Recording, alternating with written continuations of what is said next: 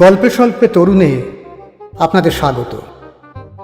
বাংলা সাহিত্য ভাণ্ডারে ছোট গল্পের সম্ভার অতুলনীয়। মণিমাণিক্য খচিত সেই সব ছোট গল্প নিয়েই আপনাদের সামনে আমি তরুণ।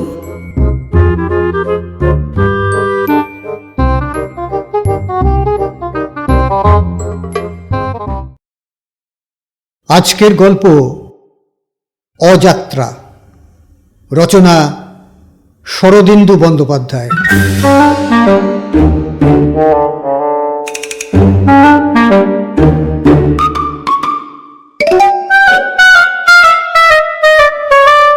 রামবাবু আপিস যাইবার জন্য বাড়ি হইতে বহির্গত হইতেছেন। বেলা আন্দাজ 9টা। দুর্গা দুর্গা দুর্গা দুর্গা দুর্গা দুর্গা দুর্গা দুর্গা দুর্গা দুর্গা দুর্গা দুর্গা দ্রুত মৃদুকণ্ঠে দুর্গা নাম আবৃত্তি করিতে করিতে রামবাবু চৌকাঠ পার হইলেন। সঙ্গে সঙ্গে চাদরের খুঁটে টান পড়িল। ঘাড় ফিরাইয়া দেখিলেন দরজার হুড়কায় চাদর আটকাইয়া গিয়াছে। বিমর্ষভাবে রামবাবু ফিরিয়া আসিয়া ঘরে বসিলেন। গৃহিণী বলিলেন, বাধা পড়ল তো? মন খারাপ করিয়া রামবাবু দেয়ালে লম্বিত মা কালীর পটের দিকে চাহিয়া রহিলেন। প্রত্যহই এইরূপ ঘটিয়া থাকে। তাহার আপিস যাওয়া একটা পর্ব বলিলেই হয়। ঠিক যে সময়টিতে তিনি চৌকাঠ পার হইবেন, সে সময়ে বাড়ির ভিতর কাহারও কথা কহিবার হুকুম নাই। কথা কহিলেই উহা পিছু ডাকা হইয়া পড়িবে। কলিকাতা শহর যখন শত উপায়ে অসহায় রামবাবুর প্রাণবধ করিবার জন্য উদ্যত হইয়া আছে, এবং আপিসের বড় সাহেব যখন প্রতি সপ্তাহে কেরানি কমাইতেছে, এরূপ বিপজ্জনক পরিস্থিতির জন্য পিছু ডাক শুনিয়াও যে নাস্তিক ঘরের বাহির হইতে পারে, তাহার অদৃষ্টে দুঃখ আছে, এ কথা কে অস্বীকার করিবে? রামবাবু কালীমূর্তির উপর হইতে চক্ষু সরাইয়া ঘড়ির উপস্থাপন করিলেন। 9:15। আপিসে পৌঁছতে মোটামুটি 25 মিনিট সময় লাগে। সুতরাং চৌকাঠ যদি নির্বিঘ্নে পার হওয়া যায়, তাহা হইলে 10টার মধ্যে আপিসে পৌঁছিবার কোনো বাধাই নাই। কালী কালী কালী কালী কালী কালী কালী কালী কালী কালী বিঘ্নকারী কোনো উপদেবতাকে ফাঁকি দেবার জন্যই যেন রামবাবু শুরুত করিয়া দ্বার লঙ্ঘন করিয়া গেলেন। কিন্তু ফুটপাতে নামিয়াই তাহাকে দাঁড়াইয়া পড়িতে হইল। একটি গেঞ্জি পরা লোক, বোধহয় কোনো মেসের ম্যানেজার, তরিতরকারি কিনিয়া হনহন করিয়া যাইতেছিল। তাহার সহিত রামবাবুর চোখাচোখি হইয়া গেল। ক্ষণকাল তিনি স্তম্ভিতবৎ দাঁড়াইয়া রহিলেন। লোকটি ততক্ষণ তাহাকে অতিক্রম করিয়া গিয়াছিল। তিনি চমকিয়া ডাকিলেন, ওহে শোনো! লোকটি ক্রুদ্ধভাবে ফিরিল।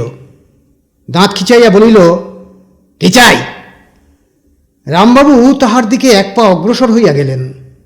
তীক্ষ্ণ দৃষ্টিতে তাহার গণ্ডের দিকে তাকাইয়া বলিলেন, তুমি দাড়ি কামিয়েছ না মাকুন্দ? তোর তাতে কিরে শালা? অগ্নিশর্মা ম্যানেজার আর একবার দাঁত খিচাইয়া হনন করিয়া চলিয়া গেল। খনার বচন অগ্রাহ্য করিবার জো নাই। খনা বলিয়াছেন, যদি দেখো মাকুন্দ চোপা, এক পাও যেও না বাপা। ওই গেঞ্জি পরা লোকটার মসৃণ গণ্ডস্থল দেখিয়া রামবাবু সন্দেহ হইয়াছিল যে সে মাকুন্দ। তা মাকুন্দ হোক বা না হোক, ইহার পর যাত্রা না বদলাইয়া আপিস যাওয়া চলে না। রামবাবু ফিরিলেন। গৃহিণী মুখে একটা শব্দ করিয়া বলিলেন, আবার বাধা পড়ল। রামবাবু উত্তর দিলেন না। ভৎসনাপূর্ণ নেত্রে একবার মা কালীর পটের দিকে তাকাইলেন। মা কালী পূর্ববৎ জিভ বাহির করিয়া হাসিতে লাগিলেন। কন্যা পুটুকে রামবাবু বলিলেন, এক গ্লাস জল দাও তো মা। জল পানে যাত্রা বদল হয়। গেলাস নিঃশেষ করিয়া রামবাবু আবার দেয়ালের দিকে তাকাইলেন। মা কালীর পাশে একটি মহাদেবের ছবি টাঙানো ছিল। তদ্গতভাবে তাহার দিকে চাহিয়া রহিলেন। ইদানিং বাধা বিঘ্নের সংখ্যা এত বাড়িয়া গিয়াছে যে প্রথমবার যাত্রা করিয়া আপিসে পৌঁছানো রামবাবুর আর ঘটিয়া ওঠে না। তিনি তাই বেলা 9টা হইতে পায়তারা ভাজিতে আরম্ভ করেন। কিন্তু তবু দেরি হইয়া যায়। ইতিপূর্বে কয়েকবার সাহেবের ধমক খাইয়াছেন, কিন্তু দৈব যেখানে পদে পদে বাধা দিতেছে সেখানে বিলম্ব না হইয়া উপায় কি? সাহেবের কথা মনে পড়িতেই রামবাবু সমাধি ভাঙিয়া গেল। তিনি আর চক্ষে ঘড়ির পানে চাহিলেন। 9:30 বাজিতে আর বিলম্ব নাই। কোনো মতে নির্বিঘ্নে দ্বার অতিক্রম করিতে পারিলে এখনো যথা সময়ে আপিস পৌঁছানো যাইতে পারে। শিব শিব শিব শিব শিব শিব শিব শিব শিব বলা যায় না, আবার মাকুন্দ দেখিয়া ফেলিতে পারেন। তাই রামবাবু চক্ষু বুঝিয়া সবেগে দ্বার হইতে নির্গত হইলেন। তারপরেই তুমুল ব্যাপার।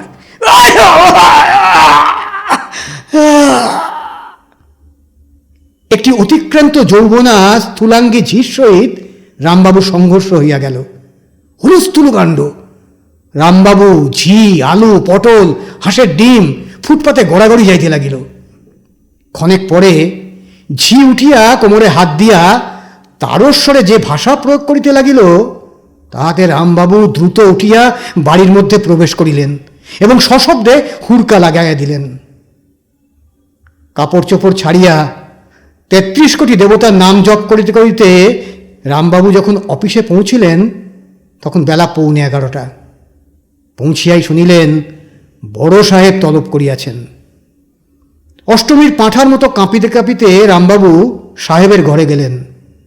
সাহেব সংক্ষেপে বলিলেন, বারবার তোমাকে ওয়ার্নিং দিয়েছি, তবুও তুমি সময়ে আসিতে পারো না। তোমার আর আসিবার প্রয়োজন নাই। রক্ষা কবচের ভারে ডুবিয়া মরার মতো বিড়ম্বনা আর নাই। রামবাবু হোঁচট খাইতে খাইতে বাহিরে আসিয়া দাঁড়াইলেন। আজ যে এরকম একটা কিছু ঘটিবে তাহা তিনি জানিতেন। পিছুটান, মাকুন্দ, কালিশান, এতগুলা দুর্দৈব কখনো ব্যর্থ হয়? তিনি নিঃশ্বাস ফেলিয়া কাতর চোখ দুটি আকাশের পানে তুলিলেন। একটা নূতন বাড়ি তৈরি হইতেছিল। লম্বা বাঁশের আগায় একটা ভাঙা ঝুড়ি ও ঝাঁটা বাঁধা ছিল। তাহাই রামবাবুর চোখে পড়িল। তাহার মনে হইল অদৃষ্ট অন্তরিক্ষে থাকিয়া তাহাকে ঝাঁটা দেখাইতেছে।